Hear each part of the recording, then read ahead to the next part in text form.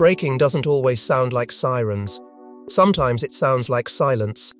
A sealed dinar report lands in the wrong hands, and within minutes the palace shifts into emergency mode, calls cut short, doors closed, faces drained. Because in this fictional thriller, the evidence doesn't suggest a secret child theory.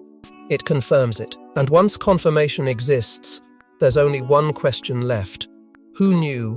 Who hid it? And who is willing to burn the monarchy to keep it buried? Before we go deeper into what this really means for the royal family, make sure to subscribe so you don't miss a single update. The breaking urgency hits like a shockwave, not because the world is screaming, but because the palace suddenly stops pretending everything is fine.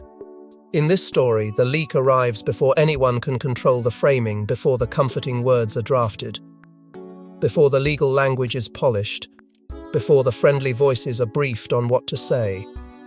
That's why the first sign isn't an announcement. It's the way the building changes. Conversations shorten. Eye contact breaks. People who usually glide through crisis with rehearsed calm begin moving like they're trying to outrun a fire they can't name.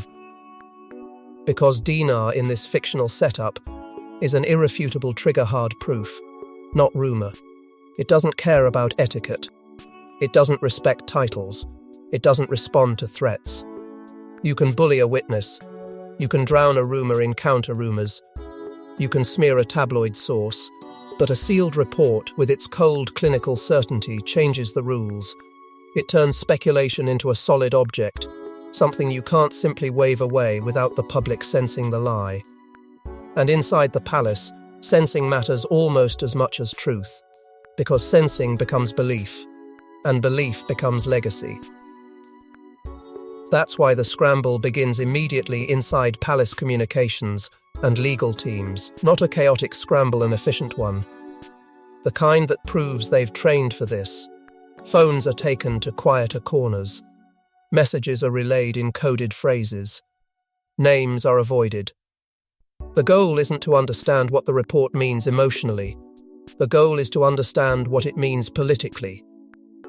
Because the secret child theory, as framed in this thriller, isn't just scandal. It's the most dangerous kind of secret, familial and political at the same time. It threatens identity, inheritance, public trust, and the monarchy's carefully curated story of continuity.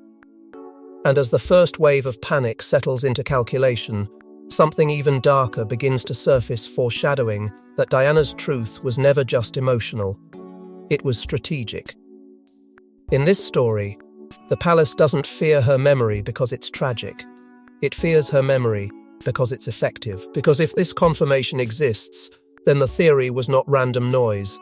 It was a warning, a pressure point, a truth that someone spent years trying to keep in the shadows, not because it was harmless, but because it was powerful enough to reshape how people see everything that came after. The most chilling detail arrives like a whisper, passed between people who don't want to be responsible for saying it out loud. The report includes a note, "Do not inform the family until containment is prepared." That line turns the air cold, because it doesn't sound like medical caution. It sounds like institutional control. It suggests the palace anticipated the need to manage not just the public, but its own bloodline. It implies there's a plan for truth, an order of revelation, a method for minimizing fallout, a strategy for deciding who deserves to know and when. And once a plan exists, you start seeing the outlines of a bigger machine. Who wrote the note? Who had authority to attach it? Who decided the family itself was a risk factor? In this thriller, that's where fear becomes personal, because the palace isn't only trying to protect people from the story, it's trying to protect the story from the people. It's trying to ensure that reactions, real, human, messy reactions, don't disrupt the narrative architecture they've built for decades. By the time the first rumors reach the outer edges of the royal orbit, the palace is already moving like a fortress under siege. Not because they don't know what to do, but because they know exactly what to do. And that's what makes it terrifying. It means this kind of emergency has been imagined before. It means the institution has always understood that proof is the one thing it cannot charm, intimidate, or outspin forever. And once the palace panics over proof instead of gossip, the real question becomes unavoidable: why was this confirmation kept off record for so long? For years, the secret child theory lived in the same place as wild whispers, tabloid noise, internet obsession, dinner table speculation. But in this story, the theory wasn't born from strangers. It was born from Diana's fear. From her sense that the palace was capable of anything when threatened. And now that DNA evidence confirms her secret was real, the narrative flips. Diana wasn't paranoid. She was warning the world. In this fictional retelling, Diana is framed not as a helpless icon drifting through tragedy, but as perceptive, cornered, and quietly strategic someone who felt the temperature of the room before anyone admitted the room was burning. She didn't need proof to sense the palace's instincts. She lived inside them. She watched how stories were shaped, how inconvenient details were softened, how certain truths were treated like hazards rather than realities. And she learned the most brutal lesson early. The palace doesn't survive by telling the truth. It survives by controlling which truth becomes believable. That's why the palace is framed as a machine polished on the outside, ruthless in its internal logic. A machine that treats narrative like oxygen and panic like a private resource. If threatened, it doesn't fight in the open, it manages in the dark. It doesn't scream, it redirects. It doesn't confess, it reframes. And in this story, Diana's fear wasn't irrational. It was informed. It was the fear of someone who realized that when the institution feels cornered, compassion becomes negotiable. So the theory, once mocked, becomes a missed warning, and the tragedy deepens. Because the public treated it like entertainment, something to laugh at, dismiss, sensationalize, and move on from. But for Diana, it was never entertainment. It was survival math. It was her way of naming an invisible threat when no one else wanted to see it. And now that the proof exists in story, everything people once used to belittle her becomes evidence of how isolated she truly was. Not isolated by distance, but by disbelief. The emotional stakes shift as Diana's mistrust is reinterpreted. In this thriller, her caution isn't drama, it's self-defense. Her guardedness isn't mood, it's pattern recognition. She starts to look less like someone spiraling and more like someone documenting. And that's where the haunting detail emerges, foreshadowing that Diana left breadcrumbs, names, dates, coded phrases small enough to hide in plain sight, sharp enough to matter later. Not a grand manifesto, just fragments, scattered like seeds, as if she believed that one day someone would finally be forced to connect them. The story leans into the idea that Diana understood the rules of silence better than anyone, that she knew a direct accusation would be denied, ridiculed, erased. So she did what cornered people do when they can't speak freely. She preserved meaning in a way that could survive denial. A note. A date circled twice. A phrase that sounds harmless until you know what it points to. And those breadcrumbs don't feel like paranoia anymore. They feel like a blueprint. Then comes the chill that makes the present feel haunted by the past. A line from Diana's private notes, never meant for the public, never meant for headlines, is echoed by the DNA report. Not word for word in a dramatic way, but close enough to make the air go cold. Close enough to suggest continuity. Close enough to suggest Diana was tracking something real. In this fictional universe, that echo is what turns the whole story from shocking confirmation into something darker. A suggestion that the palace didn't just ignore Diana's warning. It moved around it. It prepared for it. It survived it. And the moment that echo is noticed, it becomes impossible to treat Diana's fear as a personal flaw. It becomes a sign that she was living with knowledge she couldn't safely hold, in a place that punishes anyone who disrupts its story. The tragedy isn't only that she was unheard, it's that being unheard made the machine bolder. It taught the institution that disbelief could be used as a weapon That if the public doubts you, the palace can do almost anything while you're still trying to prove you're not crazy. But if Diana truly knew, then the next question cuts deeper. How did the child disappear into silence without the world noticing? This is where the story becomes terrifyingly specific. In this thriller, the confirmation doesn't arrive alone, it arrives with dates. A timeline. A route of custody and concealment so organized it feels institutional. This wasn't an accident. It was management. Someone tracked the pregnancy. Someone monitored access. Someone decided what the public would never be allowed to ask. And now those details are surfacing one by one, like fingerprints under a blacklight. The timeline implies coordination, not coincidence, and that's what makes it feel like an operation rather than a scandal.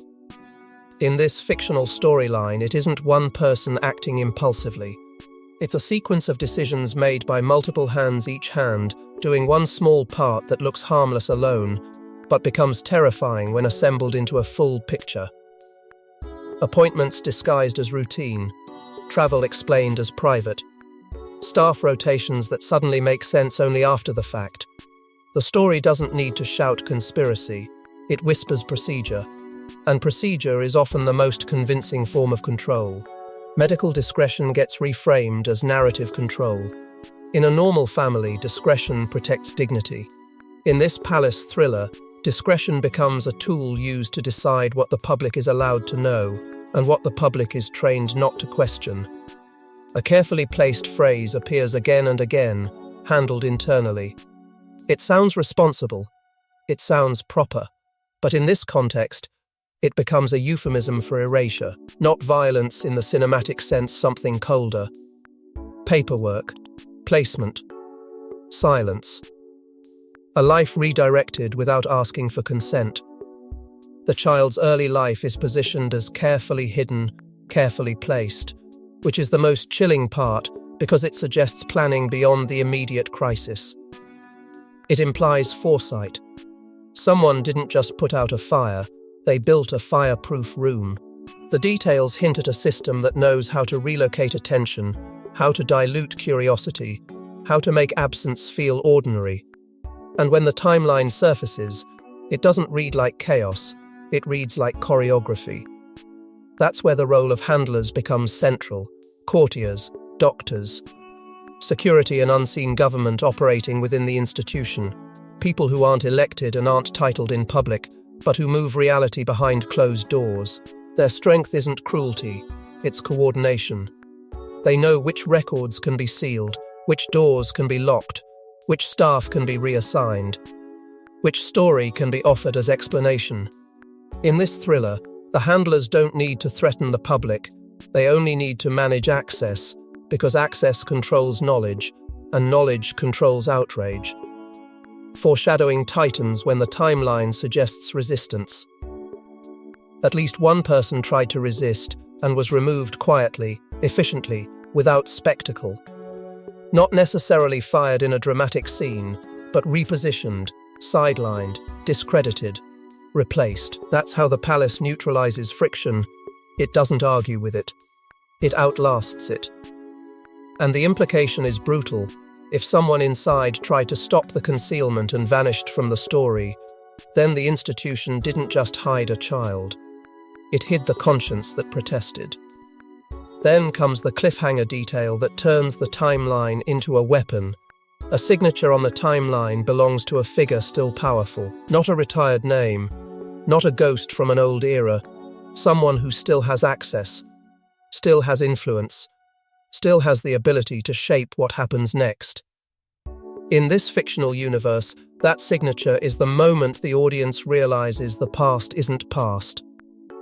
The concealment wasn't a one-time act of panic, it was a template. And the person who signed it once may be capable of signing off on something again. And once you see a signature, the story stops being about Diana, it becomes about who benefited from erasing the child's existence. The public thinks monarchy is tradition. The palace knows it's math.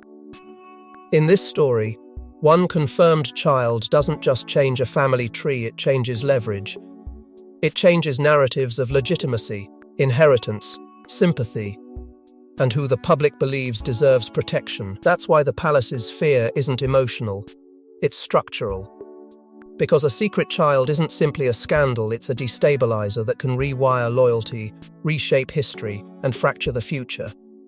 Succession math is never just about law in this fictional thriller, it's about perception, and perception is the only thing stronger than paperwork.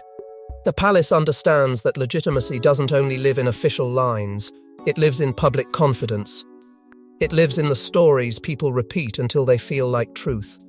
That's why a confirmed child becomes so dangerous.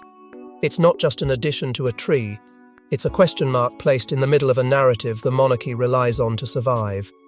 It invites the public to revisit old years with new suspicion, to reinterpret past decisions, to turn private history into public debate. And the optics are unpredictable, which is the exact kind of chaos institutions fear most. A secret child creates emotional voltage. It makes ordinary people feel protective, angry, curious, betrayed all at once. And when the public feels protective, it doesn't think like a constitutional scholar, it thinks like a jury. It chooses heroes and villains. It decides who deserves compassion and who deserves consequences. That's what terrifies the palace, not what the child might technically mean, but what the child will feel like to the world. Because feelings travel faster than facts, and once those feelings harden, they become the story the monarchy cannot overturn. That's why factions emerge immediately behind closed doors. Containment versus disclosure versus exploitation. The containment camp argues that acknowledging anything invites a flood they cannot control. They want the evidence sealed, the story starved, the public distracted until attention moves on. The disclosure camp insists that controlled truth is safer than uncontrolled rumor, that the palace should release a sanitized version before someone else releases the brutal version. And the exploitation camp, the most dangerous, sees the child as leverage, a bargaining chip that can be used to reshape internal power, settle old grudges, or force a new hierarchy. In this story, the child becomes less like a person and more like a political object, and that is the darkest turning point of all. Because the public's emotional reaction becomes a weapon, not just for tabloids, but for insiders who know exactly how to feed outrage, how to trigger sympathy, how to direct blame. If the public falls in love with the child's existence, it becomes a moral pressure point against the palace. If the public fears the scandal, it becomes a reason to demand stricter control. Either way, the institution is pushed into a corner. And when an institution is cornered, it doesn't become kinder, it becomes sharper.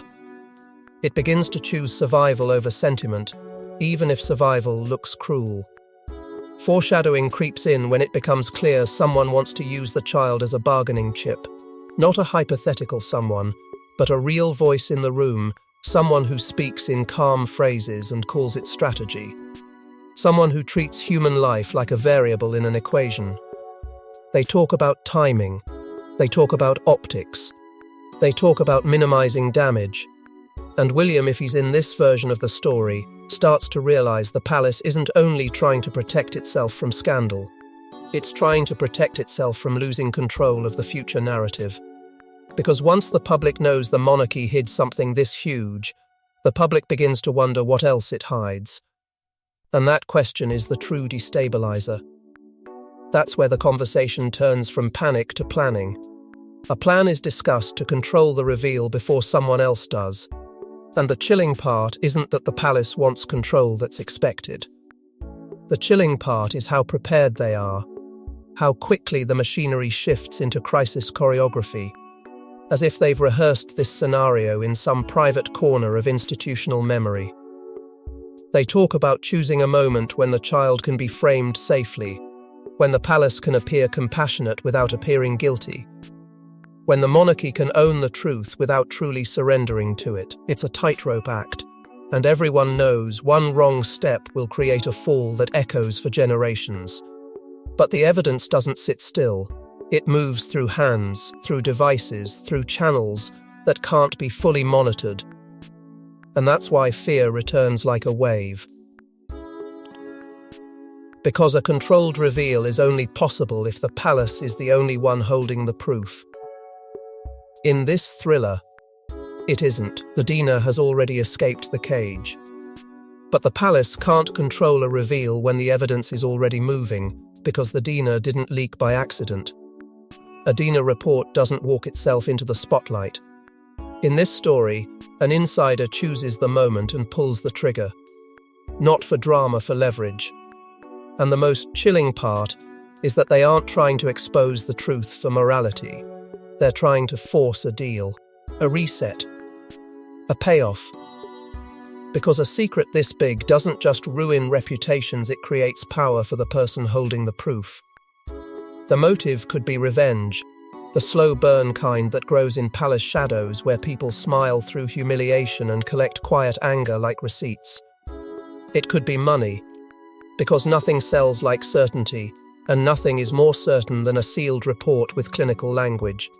It could be protection, an insider convinced that forcing the truth out is the only way to keep the child from being erased again. It could be ideology, someone who believes the monarchy has drifted too far from what it claims to represent and wants to burn away hypocrisy with one clean strike. Or it could be faction warfare, the ugliest possibility. A calculated leak designed to weaken one camp, elevate another, and reshape the palace's internal hierarchy through public pressure. Whatever the motive, the leak is timed for maximum damage and minimum containment.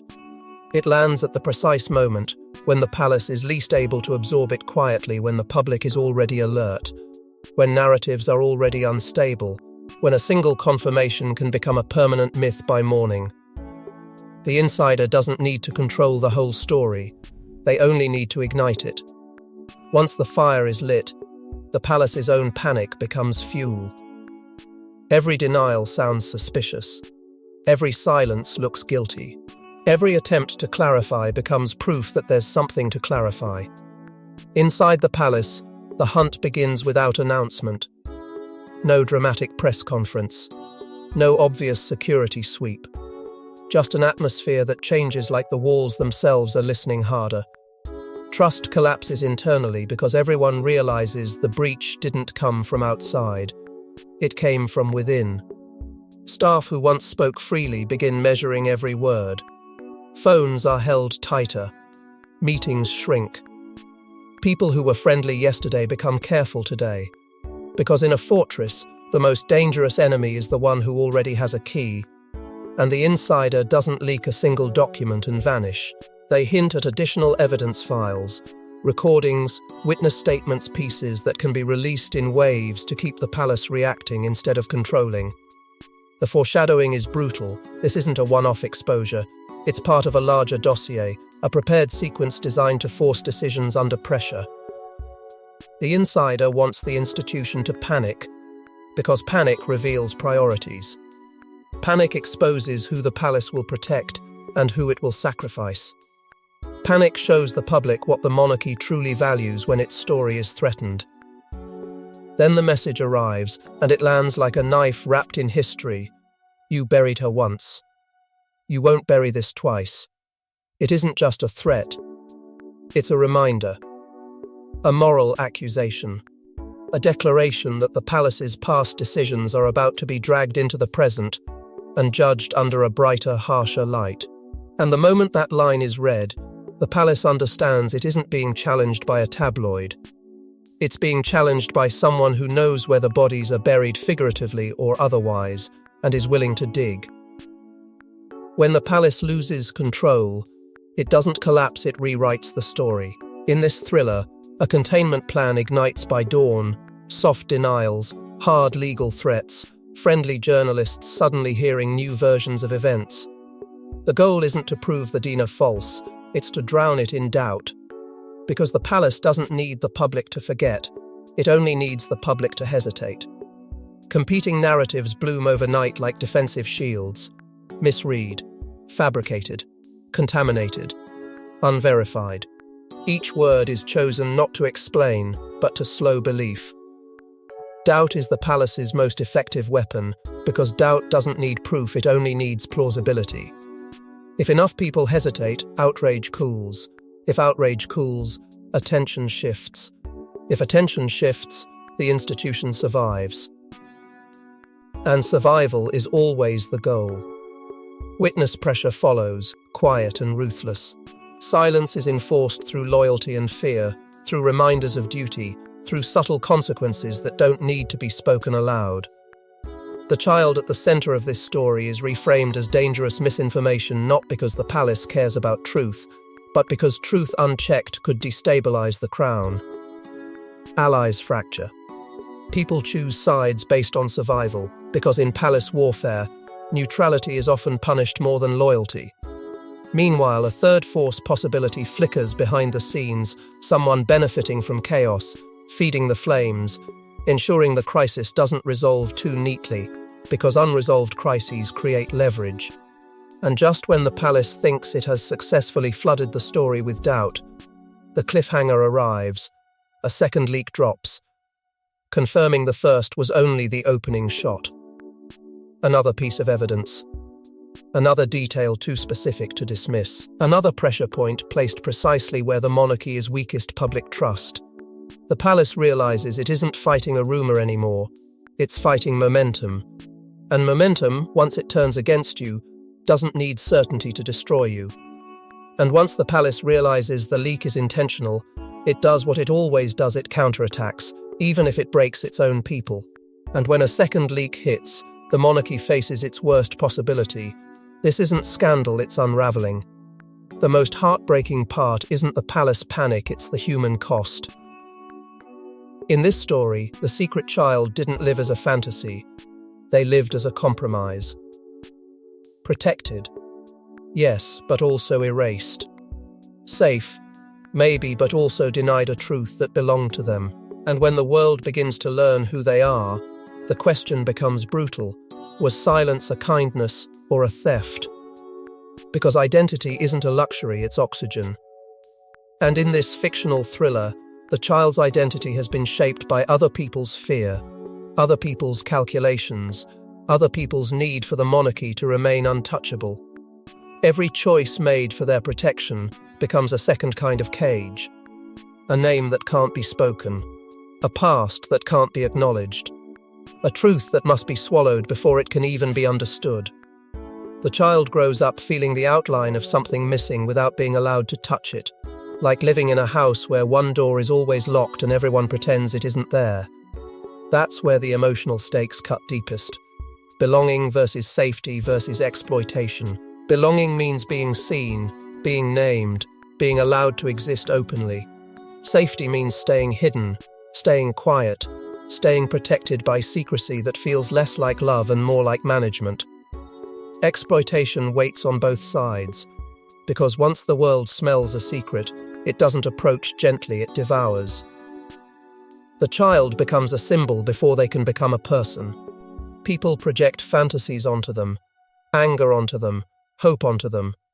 And the cruelest part is that none of those projections ask what the child wants. A guardian figure is hinted in this story, someone who kept the secret alive, not as scandal, but as responsibility. Someone who watched the child grow up under the weight of silence and tried to soften the damage where they could. Not a hero with a cape, but a quiet presence that made sure the child was loved in the only way they were allowed to be loved. Privately, cautiously, with the constant awareness that a single mistake could pull the entire palace machine down onto them. That guardian doesn't just protect the child from the public, they protect the child from despair, from the feeling that their life is a lie. But the public's obsession threatens to devour the person at the center the moment the story breaks. In this thriller, the child isn't met with gentle curiosity. They're met with a hunger, cameras that want a face, commentators that want a soundbite, crowds that want a verdict. And the palace, watching the frenzy build, realizes too late that secrecy doesn't prevent chaos, it postpones it. The longer the truth is held back, the more explosive the reaction becomes when it finally escapes. Foreshadowing sharpens when it becomes clear the child has their own evidence and their own voice. They aren't just a passive character in other people's plans. They have documents, memories, messages, proof that their life wasn't an internet theory, it was a lived reality shaped by intentional decisions. And once a person has proof, they don't need permission to exist. They only need courage to speak. In this story, the child's camp prepares a statement that could destroy the palace's narrative, not because it's vindictive, but because it's truthful, in a way the institution cannot easily spin. And once the child speaks, the palace can't treat this as rumor anymore, because it becomes a confrontation. This is where fairy tales die quietly, politely, and permanently. In this story, Dinar confirmation doesn't bring closure. It brings consequences. The palace must choose, acknowledge the truth and destabilize the monarchy, or deny the truth and become the villain in history. Either way, someone will pay the price in public. And the final twist? The leak wasn't the end. It was the start of a larger purge. The official posture arrives as it always does: calm statement, cold consequences, strict control. The language is soothing enough to sound responsible, but the intention is unmistakable: contain, minimize, manage. The palace tries to present stability while privately bracing for impact. But impact doesn't care about politeness. The family fractures under pressure. Some feel relief because the secret is finally out and the waiting is over. Others feel fury because the institution is being humiliated. Others feel fear because they know what happens when the public starts asking for names and accountability, and betrayal spreads because everyone suspects everyone of knowing more than they admitted. Outside, the public reaction splits instantly: hero versus villain versus conspiracy. Some will see the child as a wronged figure, proof that the monarchy has been hiding uncomfortable truths. Others will see the story as a threat to stability, a reason to defend the crown at any cost. And conspiracy thinkers will multiply the narrative into a web of darker possibilities. The palace doesn't just face outrage, it faces interpretation, and interpretation is the one thing it cannot arrest. Then the deeper horror emerges. The Dinar connects to a wider network of secrets and handlers. Not just one hidden decision, but a system that made hiding possible: people who signed off, people who facilitated, people who kept records sealed, people who redirected attention. The insider's last move is to hint at more names, more files, more proof, as if the first leak was only a key turning in a lock. The message is clear. This story was not meant to end with confirmation. It was meant to start with it. And that's the cliffhanger that leaves the palace frozen again. Someone else is next, and the palace already knows who. Not because fate is dramatic, but because a purge has a pattern. It begins where the public is most hungry, then moves to where the institution is most vulnerable. And once a secret proves it can escape, every hidden truth inside the palace becomes a ticking clock. Because in the royal family, the story you hear is never the whole story, and the next exposure is already being written in silence. Thanks for watching. Please don't forget to like and subscribe, and we will see you in next one.